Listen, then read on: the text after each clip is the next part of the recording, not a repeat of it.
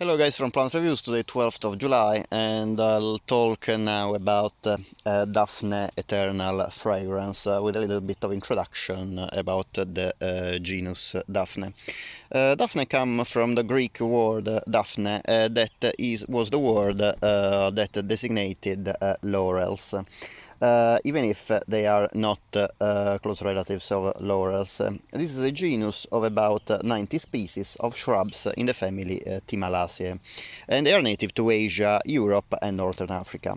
They are famous for the wonderful fragrance of many of the species and hybrids, and two species of Daphne are also used to produce paper. Many species, however, as well as hybrids, are grown as ornamental plants, and I have a couple here. Daphne Eternal Fragrance that is in bloom, and then I will talk about today, and then the Daphne Odora Aureo Marginata that is not in bloom. It blooms usually in late winter, early spring. The Daphne species are upright or prostrate shrubs. The leaves are undivided, as you can see, and they are always longer than wider. Also, the leaves tend to change in shape and sometimes in color as well as size among different species and hybrids. You can see indeed in the Eternal Fragrance they are quite small. They are about, I would say, 3-4 centimeters in length and about probably half a centimeter to maybe 8 millimeters in width, while the Daphne Odora Remarginata, you can see, have much paler leaves with golden edges, and it is also much longer, is about 5, 6, possibly 7 centimeters, and obviously wider as well, about 2 centimeters wide. Daphnes are, in Daphne, the leaves tend to be clustered at the end of the branches, as you can see. They have quite bare branches with leaves clustering at the top, both in the Eternal Fragrance and, as you can see, in the Daphne Odora Aureo Marginata. And actually this is a characteristic not only of Daphnes but also of a very close relative of Daphne, also beautifully fragrant, and is Edgeworthia. The flowers are peculiar in that they lack completely petals. What you actually see are petaloid sepals. The shape is about tubular, as you can see. I just need to take, I need just to keep down the leaf, and you can see the shape of the flower is tubular. They are usually in panicles. In the Eternal Fragrance they are usually in between 5 and 10 flowers per panicle of flower. And they are very nicely fragrant in many species. In the Eternal Fragrance, in this hybrid, the flowers are mostly pinkish at the base, while open white in the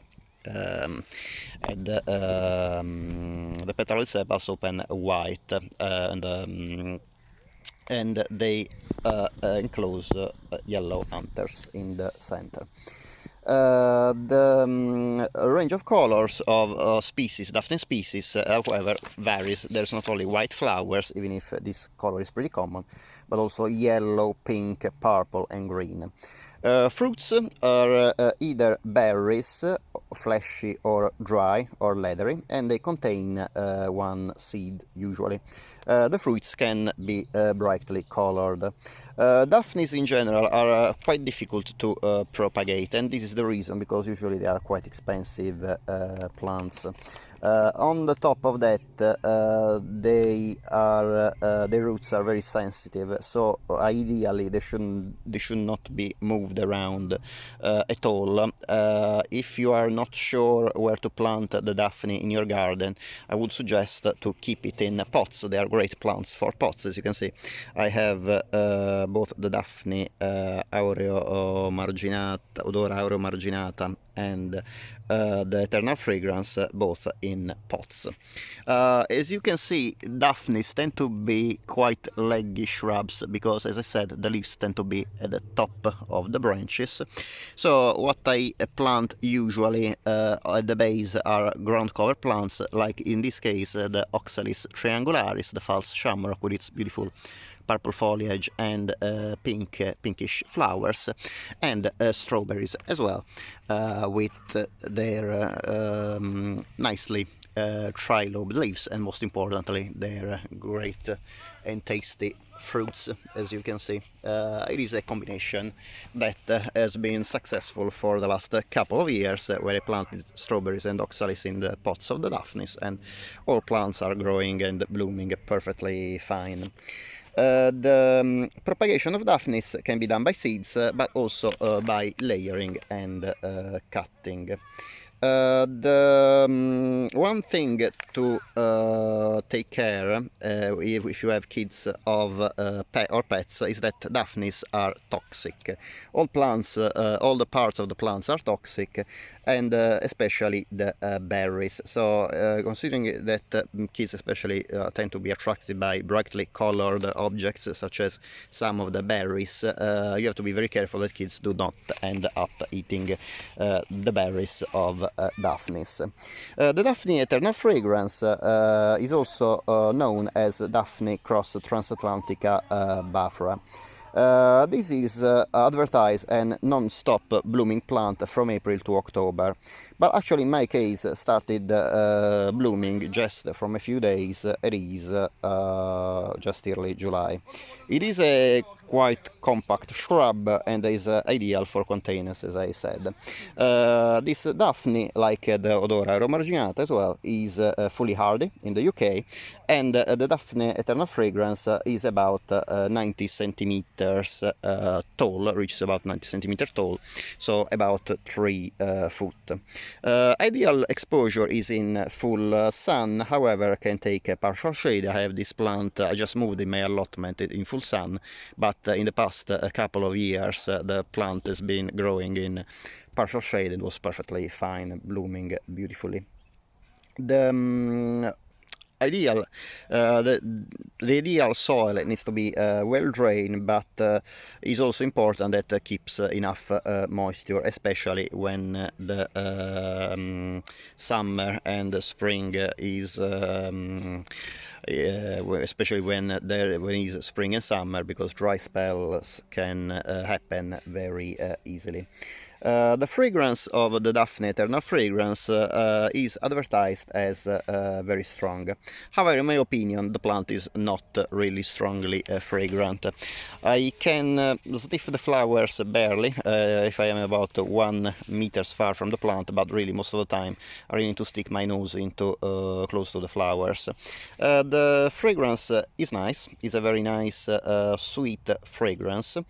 Quite different from the Daphne Odora, that has a more citrusy fragrance, and also the Daphne Odora Marginata has a much stronger fragrance, particularly so because you can actually smell it quite from a distance of the Daphne, even in winter and early spring, when the Daphne Odora Marginata usually blooms. However, even if not particularly strong, the fragrance of Daphne Eternal Fragrance is absolutely nice. If you like plants that are fragrant but do not have an overpowering or intoxicating scent, definitely the Daphne Eternal Fragrance is one that I can recommend. The Plant, as you can see, is great in a pot, and as I said, it's always better try not to move around the plant, relocating it, transplanting it often, because it's really a plant that has very delicate roots, and this can damage the plant growth or even kill the plant. I hope you enjoyed the video. If you would like to support my channel, it would be great if you can please subscribe. If you didn't like the video, obviously, please let me know in the comments down below what you didn't like, and how would I be able to improve my videos. I'm very keen to listen to your recommendations. Thank you very much for watching, and hopefully I will see you in my next video. Bye.